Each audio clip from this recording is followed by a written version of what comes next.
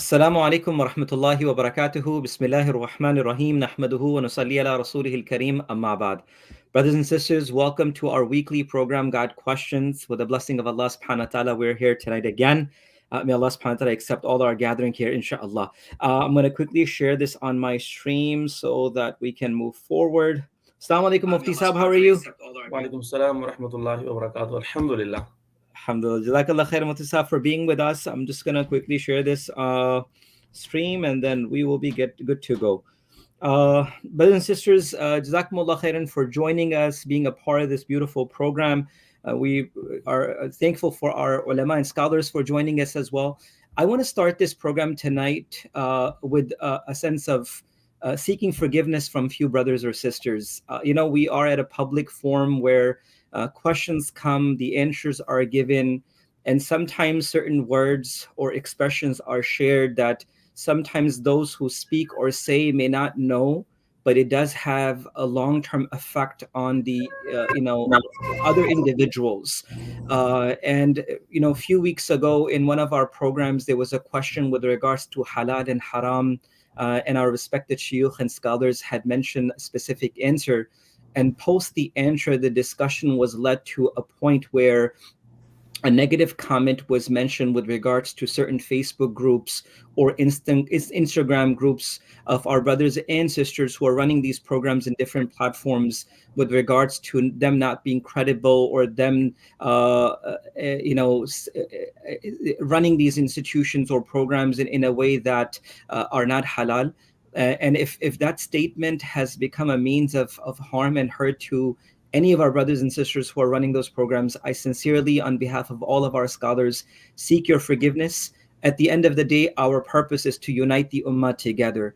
And through your efforts, what you are doing, alhamdulillah, our brothers and sisters are promoting halal. They are, alhamdulillah, getting the words out. And inshallah, I'm more than willing to, and all of our scholars are more than willing to work together with these brothers and sisters to make this inshallah more feasible, more better, so that not only us but our generations inshallah can have abundant of halal products, restaurants, things available, and inshallah not only just halal but tayyib and pure things that are available. So first and foremost, I seek your forgiveness for the sake of Allah subhanahu wa ta'ala if these words have hurt you in any specific way.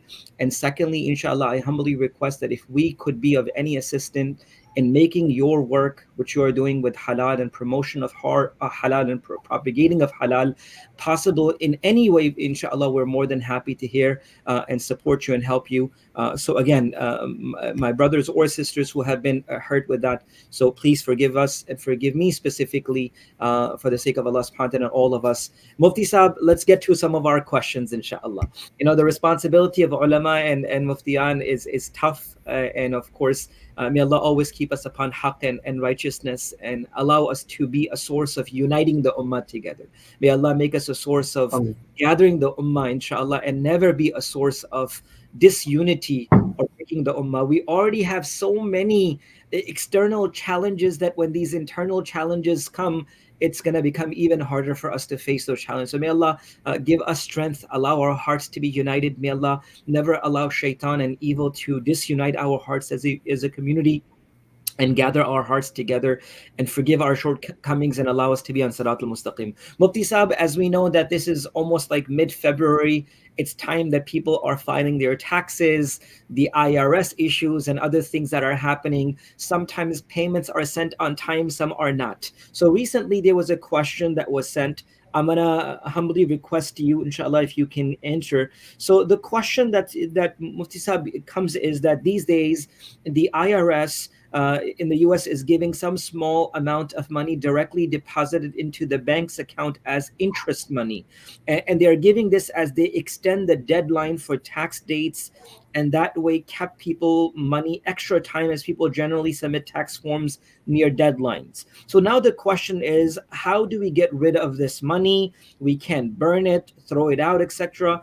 Can we give it to masjid sadaqah funds, charitable organizations, sadaqah given directly to poor without the intention of sawab? So what is it that we need to do, inshallah? So please do let us know. Bismillah ar-Rahman ar-Rahim. So, Musab, if I summarize the question, so question is when the tax money, when what we deposit to the IRS, when it is returned sometime because it gets delayed, so IRS gives us some extra amount with the name of interest, right? So the question is about that amount. Yes, Mufti Sahib. So yeah, because a lot of people usually do their taxes near the deadline, and now they are holding the money, and because of that, they are so called providing that money directly deposited as account as interest. What should be done with that money? Yes. So before I come to the answer to the question, so it's like it looks better to define the interest. So then, inshallah, it will be easy for everyone to get the answer to this question, but the answer to other questions as well. So the definition of interest is, in Arabic, هو القرض المشروط فيه الأجل وزيادة مال على المستقرض. So we consider an amount as interest when, for example, I lend a money to someone. May Allah subhanahu wa ta'ala protect all of us from the, but I'm just giving an example. So if I lend a money to someone with the condition that when he will return this capital to me, he will add some extra amount with the capital or original loan. So that extra money is called interest. So now when we give the tax to the IRS and it's some amount it returned back to us, and if it gets late, IRS gives us some extra amount and it mentions that it is interest on your money. But when we give this amount to IRS, so we don't give condition that if it gets late, so we will charge extra amount. So this is given by IRS without any condition, so it will not fall under the definition of riba, and it is gift by IRS to us. So you can use it, and if you want, you can donate, you can give to Masjid. It's up to you. Jazakallah khair. So, Mutsab, what we understand now from this statement itself is that usually in current times now, when the IRS is giving, because of the extended deadline times, what's the extra money that the IRS is sending is not going to be considered as interest, but it will be considered as a gift that would be given to the individuals, and that money does not qualify as something that is prohibited or riba. And it will be considered as a gift that a person can use? Yes, and I will explain one more aspect of this. I was just going through the IRS website, so it clearly mentioned that if you submit our payment, then your actual tax, and if you do this intentionally, that you are submitting extra amount so that you can get that interest, then it will not be allowed for you to get that extra amount and use it. But if you give according to your calculation, and then it gets delayed by IRS, and then it extra amount is given to you, then it will consider to be gift. Understood. Jazakumullah khair. Jazakumullah. Assalamu alaikum, Mufti Abdullah Sahab. How are you? Walaikum salam wa rahmatullah. Alhamdulillah, everything is well. How you doing? Alhamdulillah, alhamdulillah. Assalamu alaikum, Zia Bhai. Assalamu alaikum, brothers. Mufti Sahab, thank you for being always the first one to like my post. I love the trips that you're taking, Zia Bhai. Thanks for the encouragement, and thank you for doing what you're doing. I love the work that Zia Bhai is doing. I wish we can have him come live with us one day. The stuff that he's actually finding in, I don't know, is he in Peru now or somewhere else? It was so beautiful. Like, wallahi, it's just like, it's amazing that like when you travel you find so many beautiful things. So he's been going through these amazing places in the South American area, where mashallah some of these things are going really, really well. Okay, so Mufti Abdullah Sahib, anything specific from you, questions, anything that you have heard recently being asked to you that you feel that should be answered or something like that? Let me see. Oh, he's in Peru. Okay, yeah. So he's in Peru. Yeah, that's amazing. Mashallah, mashallah. Okay, we got the first question. Let's go. Mamouna Rashid asks, Assalamu alaikum. Is it permissible for female sisters to join in the congregation of Juma prayers in the Masjid? Number 2, in other prayers. Number 3, what is the ruling of leading prayers of sister by a sister? Bismillah ar-Rahman ar-Rahim. So, answer to the first question is that the answer is permissible for female sister to join in the congregation of Juma prayer in Masjid. So, if there is not mixed gathering and the place for the sister is separate, and then they are allowed if they want, and if they go and join Juma congregation, even though it is better for them to pray at home, but if they go and there is no mixed gathering, it is allowed. What was second? But they won't be able to pray at home, Juma, right? They won't be able to pray they Juma will at pray. home. They will pray Zohar at home. Okay. And it is better for them, according to Hanfi school of thought. It is better for them to stay at home and offer Dhuhr prayer. But if they go to Masjid and there is not mixed gathering, it is allowed, and then they will join the Juma congregations. Inshallah. What Mufti was Abdullah the Sahab, second? would you like to take the other questions? In other prayers, meaning can women join? Is it permissible? I guess they asked. The Yeah. same answer is to this question as well. It is better for the woman to offer their prayer at home individually.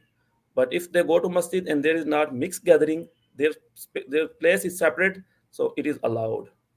And Jazakallah the khair. third, And what is the ruling of leading prayers of sister by a sister? according to Hanfi school of thought, it is makruh for a woman to lead the Jama. Is that fard, or is it for the Taraweeh when they're repeating their Quran, Mufti Sahab? For Tarawih as well. Okay. And also for fard as well. Yes. Okay. So what if there are two sisters who are hafiz and they want to repeat their Quran or something and they want to review it? Would that be acceptable for them to do it in a prayer position, or would it be better for them to do it separately? Mufti Abdullah Sahab? It would be better for them to do it outside of prayer. Okay. Understood. And once they do join, the women folk, if they do join, or if women are leading the salah just to review the Quran, they would stand next to each other, not like in front of each other and stuff like that. What do you mean? So with regards to this third question where it says what is the ruling of leading prayer of a sister by a sister, my question was that if they were to lead, and of course as Mufti Sahab already mentioned that it's makruh, and of course you also repeated that when it comes to the Ramadan or Taraweeh repetition as well, if they were to read, would they stand in front of each other, or would they stand side to side, because a woman cannot as just be the imam standing in front, right? So it's makruh. So because it's makruh, we don't need to get into the details of how it should be done. Okay, good. Jazakallah khair. That's better. Assalamu alaikum. My job is like that. I am always out of the state. It's very hard for me to qiyam in the prayer. Can I sit and pray? Is that always qasr? So I think it's two things. Assalamu alaikum, Mufti Muasab. How are you? Alaikum salam wa rahmatullahi wa barakatuh. Fine, alhamdulillah. So now I can, inshallah, Mufti Muasab is over there, so I would like to take permission because my next class is going to start. Oh man. Jazakumullah khair. And thank you so much for joining us, Mufti Umar Saab. Jazakumullah khair. I know that you have a class to teach right now, so keep us in your dua, inshallah.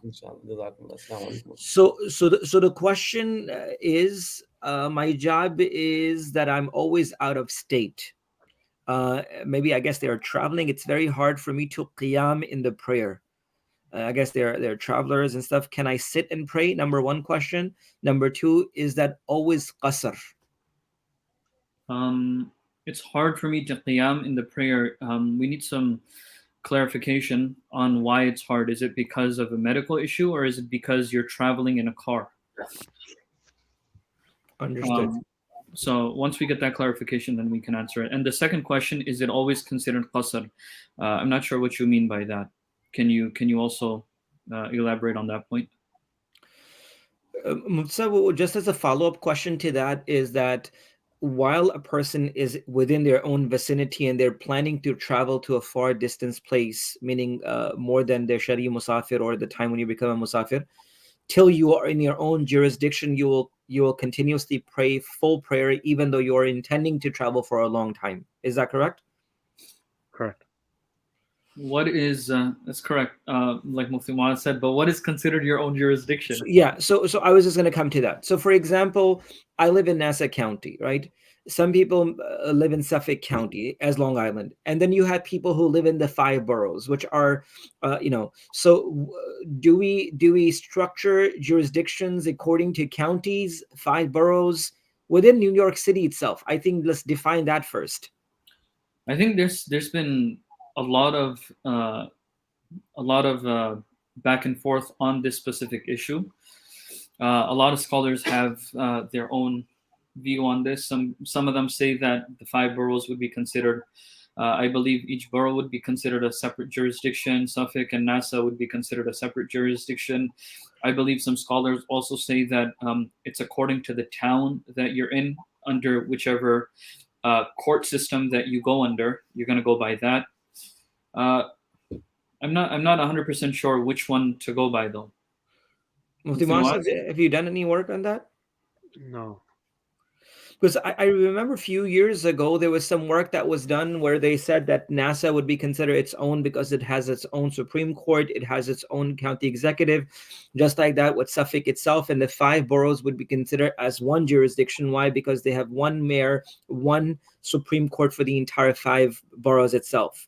Wallahu alam, I think more research can be done. So I think that will give us a bigger picture on what makes a person musafir and not actually a musafir as well. But for now, it's definitely the counties, right? Definitely. Correct. It's definitely the counties. The research needs to be done in terms of something smaller than the counties, like towns. That's true. Like, for example, we have town of Hempstead, town of Oyster Bay, town of North Hempstead, and you have, I think, Babylon and others in town of Smithtown, I guess, or in different places. Suffolk as well. Sorry, go ahead. I'm saying New York City is a bit different. We do have the city itself has a few counties. You have Queens County, Kings County. So although we're part of a borough, we're still different counties. So that also is something debated, whether we'll consider all five boroughs as one or not. Yo, do the research, man. Put him to all the research. That's a lot of work. Okay, so the next question is really interesting. At the time of my marriage, my mahar was 10,000 rupees 12 years ago. I am now in state and want to pay mahar. How does that work? Nikah nama says sikka rajul waqt. I remember that word. Rajul waqt, yeah. Rajul waqt. I remember that word from like Hazrat Khanwi's kitab, man. Well, the mahar amount that is due on you is whatever was due on the nikah date that you agreed on. So 10,000 rupees of that time, whatever it's equivalent to in dollars today, would be your mahar amount. I mean, whether it's 10,000 that time or today, it's the same thing. Inflation would not be considered. So 10,000 and convert it to dollars, and you would pay in accordance to that. Wait, Mufti Maz, you said two things. It was probably a mishap, but you said the equivalent of 10,000 rupees, whatever their monetary value is today, from that time. And if they're paying in dollars, not the thing, the value of it in dollars. The 10,000 rupees, that 10,000 Pakistani rupees, whatever it's equivalent to in dollars today, that will be taken into consideration. No, so we're not going to look at the inflation, but the 10,000 today, whatever 10,000 rupees worth today in Pakistan, the same of it in dollars, we would pay that. So Rajul Waqt will not be changed because they changed their state, meaning they used there in America. So they won't be paying $10,000. That's $57. What? No. 10,000 rupees is not $57. 10,000 Pakistani rupees is $57. Please, no, don't say that. Seriously? Yeah, unless he's talking about Indian rupees, then it might be a little bit different. It is actually. Inflation is through the roof, man. Oh man, subhanallah. So that Sikka Rajul Waqt will still be the rupees of Pakistan remaining, and then converting it to the amount that will be equivalent to the US dollars because they're living here if he's going to pay here. Correct. And if his spouse was still in Pakistan, they would just pay 10,000 rupees. Correct. But we would advise the husband to be considerate and pay something more as a gift. Not MashaAllah. obligatory. As a gift, he should try to pay some more and be considerate. He should have MashaAllah. paid it back 10, 12 years ago, but now that he's paying later, he should try to make her happy as well. Huh. Make her happy. Okay. Question is, I was married in 2017, but filed my IRS as single status since wife had not immigrated to US. In 2019, after she arrived, I amended my 17 return as married and got refund plus interest. Is that halal? So Yes, the interest amount that you received, the so-called interest amount, you can take that. That's something that's given to you as a gift. It's not something you expected or something that you wanted or made a condition to them. They gave it to you on their own. It's a unilateral thing, so they you can take it, inshallah. Alhamdulillah. Bank write off the loan that has been taken a long time ago. How would can be pay off as the bank sale the loan to the collection? Uh, hmm? what's going on? Bank Bank writes off write the off the loan loan. that has been taken long time ago. How to pay off as the bank sold the loan to the collection agency. If the bank wrote off the loan, then they didn't write off the loan if they sold it to a collection agency. They sold it to a collection agency. Um, how can you pay it to a collection agency? I don't think you need to ask that. They come after you. They won't write it off They unless never ever write off any loans. Don't ever think that, especially in America. Forget about it. unless you file for bankruptcy. Then it's something different. But even then, you'll pay something. Subhanallah. Okay, so the other brother said when he was traveling, he said traveling in truck. If you're traveling in a truck, then you will have to take a break on the wherever, take a break somewhere and perform your salah while standing on a regular the way you normally pray salah. Whichever, whether it's Fajr, Dhuhr, Asr, and any of these salahs, you will have to stop and perform salah properly. You will not be able. It won't be permissible for you to sit and pray. The salah will be invalid. What is the? Can you also explain the reasoning for it? Is because qiyam is a fard, or Yeah, standing in salah is something that's obligatory. The only time we're permitted to sit and perform salah is in the event that you cannot perform salah while standing. So when you're traveling and especially when you're driving or you have a car, truck, whatever, it's not hard for you to stop. Yes, it might delay you a bit, a few minutes, but the salah is much more important than that. You would be obliged to stop and perform salah as you would normally do so. The traveling itself in a car is not a valid reason, or it doesn't prevent you from stopping. Let's say in that moment you had to use the bathroom, you would definitely stop to use the bathroom. Just like that, salah deserves so much more importance that you would have to get off and take a break, perform your salah, then continue to your travels. This is different to from, for example, when you're traveling on a plane and you are unable to stand. Right? If you have the ability to stand, there too you're obliged to stand. But certain times there might be restrictions on certain airlines; they don't let you stand and pray. So in those cases you are permitted to sit. So where you are obliged, where you don't have a choice but to sit, you're permitted. But here in a case where you can stand, you can take a break, then you would be obligated to take a break and stand and pray. would a person? Should a person ask if they're traveling? Should they ask the air hostess, "Hey, can I pray?" Or should they just assume that they're not allowed and just sit down and pray? They should ask. In most cases, most airlines, especially non-Muslim airlines, they're very open and they're very happy to give you spots. Sometimes they might even give you prayer rugs to pray. Just make sure you don't ask them when they're serving food. A time where it's a bit more calm, they'll definitely give you space, give you a prayer rug, even maybe help you with the qibla to perform salah. Unfortunately, it's our Muslim airlines that are very restrictive, but non-Muslim airlines are very, very easy. Interesting. Uh, Muhammad Mamun Rashid asks, as I'm following a Hanafi school, I was late and praying 4 rakat Zohar Sunnah. I was in third rakat. Some brother following other school came to pray Asr at that time and joined at my back to pray at my lead. What should I have been done at the situation?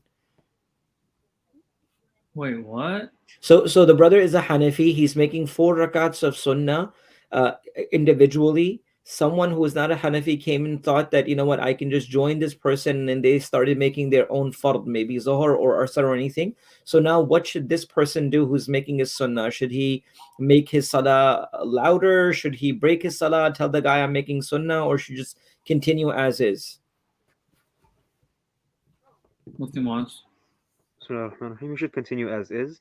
If he wants, he can raise his voice slightly, not loud, but just slight enough for the person next to him to hear him. The Shafi'i, he can follow behind him. There's no problem in that. So in that way, both of their salahs would be valid. Even if he's praying sunnahs? Yes. According Okay. to the Shafi'i school, not the Hanafi. According to the Shafi'i school, a person performing fard, he can join or he can make a person praying nafil his imam. Oh, For this wow. sunnah, a Shafi'i can come and join him. The salah will be valid. But in regards to the Hanafi that's leading the salah, he shouldn't make it audible now and change his salah, but he should maybe slightly increase his voice, just enough for the person next to him to hear the whispers, maybe. Jazakallah khair. This is a history question. Assalamu alaikum. Currency used during the life of the Prophet sallallahu alaihi wasallam would have been Byzantine coins or Persian coins.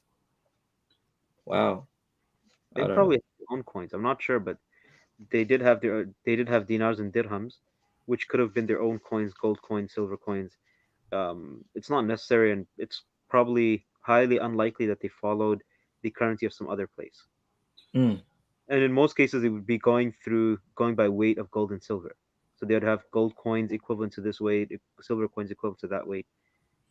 And that's why even with a hadith, we get different weights, right? Mithqals and others, different amounts and stuff like that. So there's like a whole research on booklets on just the weights that were used at the time of the Prophet sallallahu alaihi wasallam. It could also be that since a lot of them were businessmen and traders,